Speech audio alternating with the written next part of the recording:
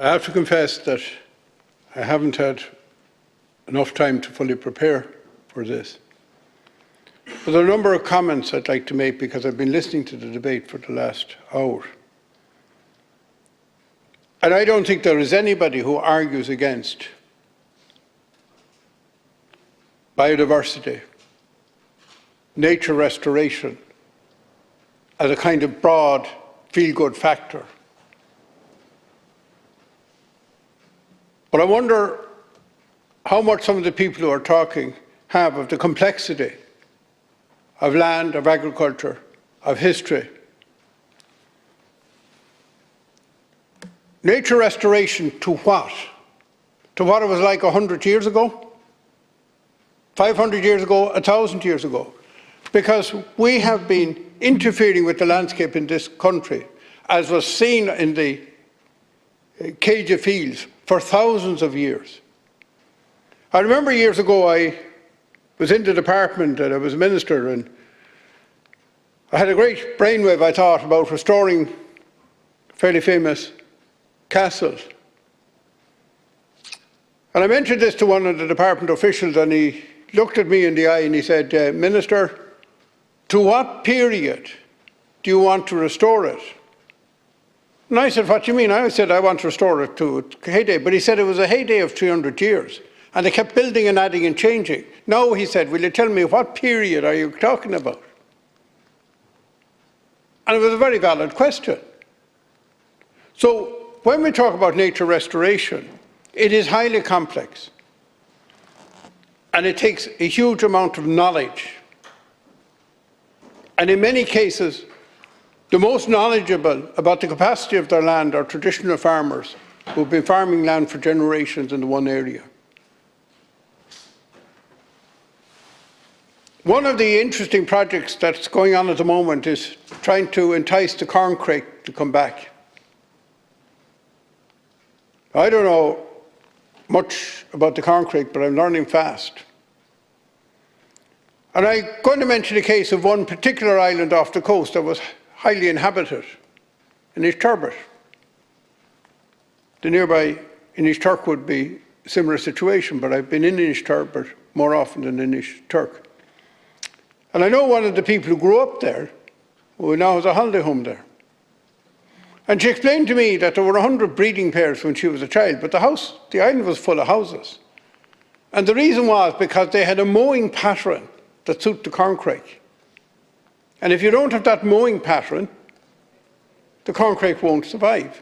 So what actually happened was that when the people left the island, the corncrake stopped breeding, and they disappeared.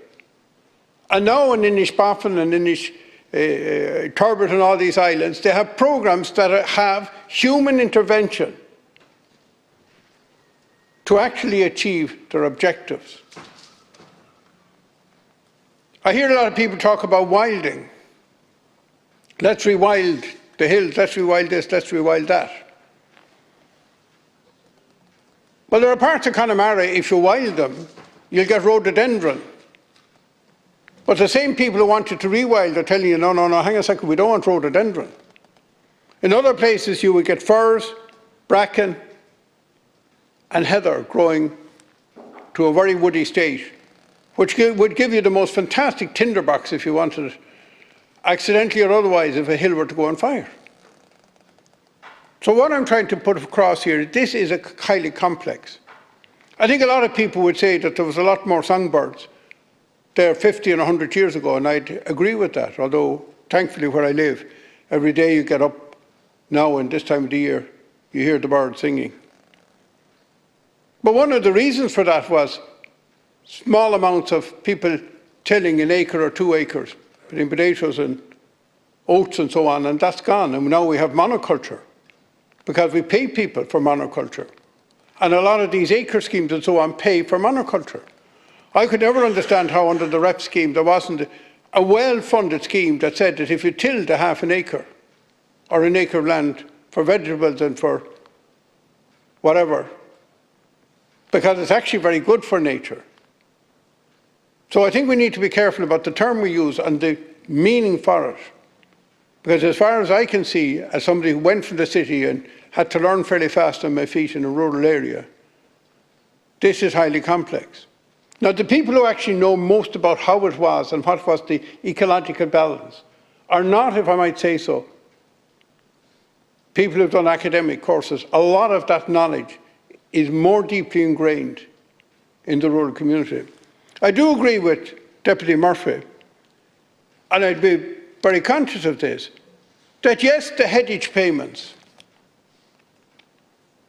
were to rush your blood to the head to try and increase income, when you had headage payments and cheap and you had the disadvantaged areas payment in the way it used to be. And yes, it did encourage numbers and overstocking, and I actually was the minister who started the destocking, if the record is checked. And I was the one who went to the hill sheep farmers, as somebody who had worked with hill sheep farmers, had been a hill sheep farmers manager of a cooperative, and I went to them and said, we're going to destock, but I paid them, and I paid them well to destock, because they have to put bread on the table like any working family in this country. And that's often overlooked. There was a letter sent by the Commissioner for Environment, Oceans and Fisheries, and I do not trust Europe. I'll be honest, I don't trust Europe. I don't trust that Europe trusts itself, because I don't think it can tell you. So in the end of it, he came to the issue of, will farmers be compulsory forced to do anything? And he obviously had said no, it wouldn't be, and so on. But then he came to the issue of the agricultural payments. And he said, regarding your concern on the payments under the Common Agricultural Policy and the Nature Restoration Law, the term condition is only used in relation to habitat types listed in Annex 1 and 2, which are quite, first of all, extensive in the west of Ireland. Very extensive in the areas where they've never destroyed willfully with intensive farming. There is no direct link between the classification of an area of a habitat type listed in Annex 1 as being in good or not good condition under the Nature Restoration Law and the respective good agricultural and environmental conditions, GAECs, and statutory management requirement, SMRs, under the CAP.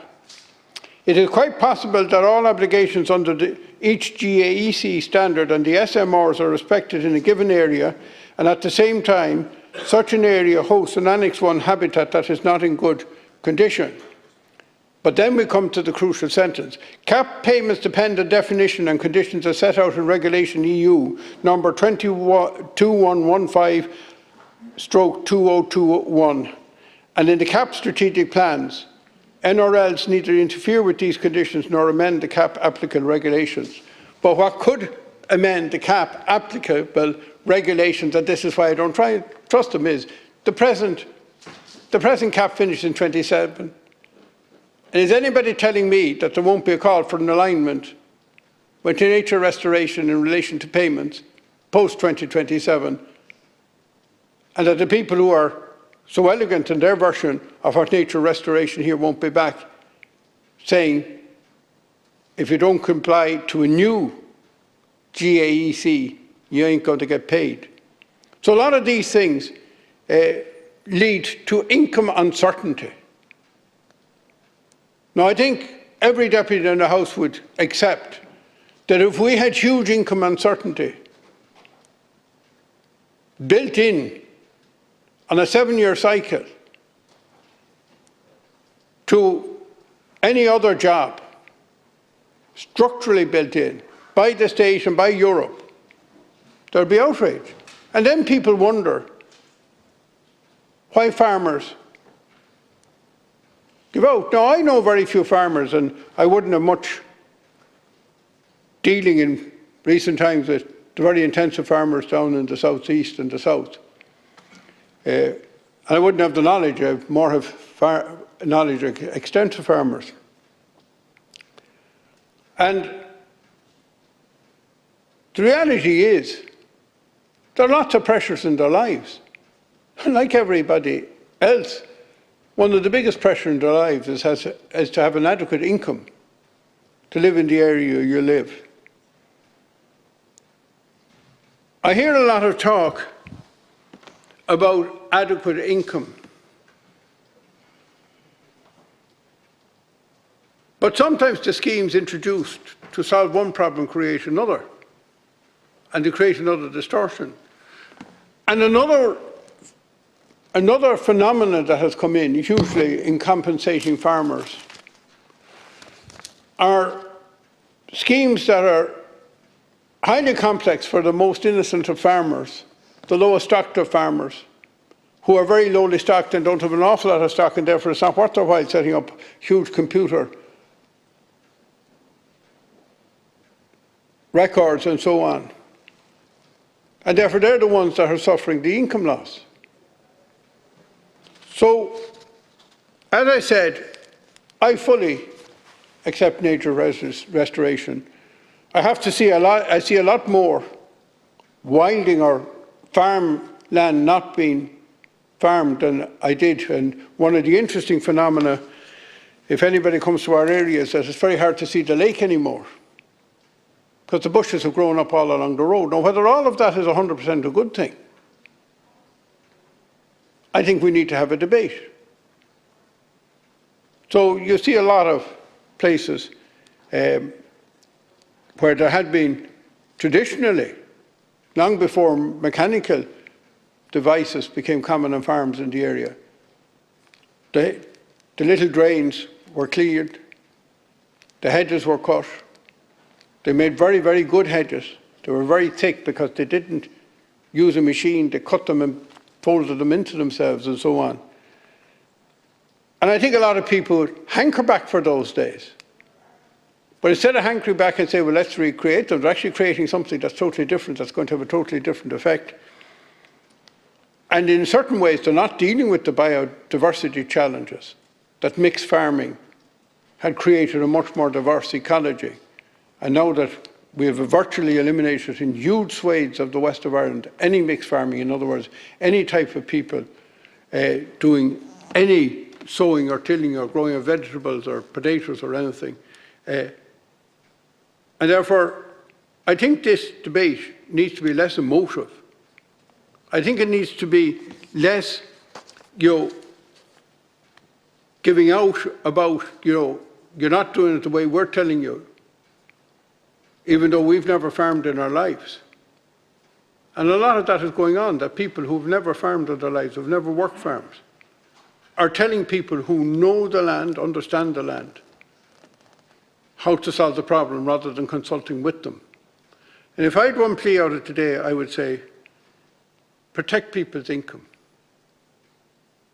People have to live. And if we get rid of all rural habitation, close all the schools, destroy all our communities, we're destroying something that's equally diverse and valuable. Thank you, Deputy. And on the other hand, work with the people who know, and the people who know are the people who've been farming for generations in the same place. Thank you, Deputy.